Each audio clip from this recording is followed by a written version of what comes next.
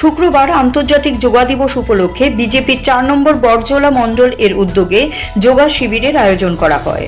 আগরতলার বীর বিক্রম বিমানবন্দরের পুরাতন ভবনে যোগা দিবস পালন করা হয়। তাতে উপস্থিত ছিলেন প্রাক্তন বিধায়ক ডক্টর দিলীপ দাস, বিজেপি সহ সভাপতি অমিত রক্ষিত, যুব মোর্চার সহ সভাপতি রানা ঘোষ, বরজলার মণ্ডল সভাপতি মুকুল রায় সহ অন্যান্যরা।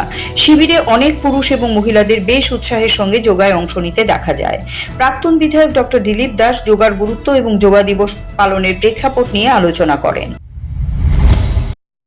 যোগাটা হচ্ছে আমাদের প্রাচীন একটা চর্চা, যেখানে মন এবং শরীরকে সম্মিলিত করা হয় এবং আমরা বিশ্বাস করি যে আমাদের আত্মার সাথে পরমাত্মার যে একটা সংযোগ আছে, যোগার মাধ্যমে সেটা সম্ভব।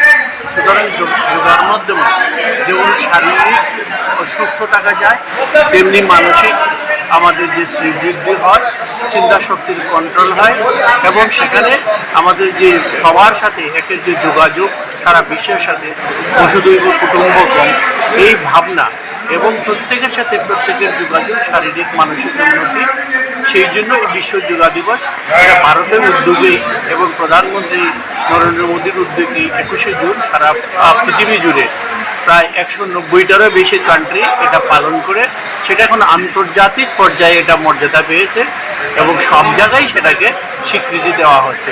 তো তারই অংশ হিসাবে আজকে সারা ভারতবর্ষ তথা সারা বিশ্ব জুড়ে এই দিবসটা পালন করা হচ্ছে, যাতে মানুষের শারীরিক, মানসিক, আধ্যাত্মিক উন্নতি।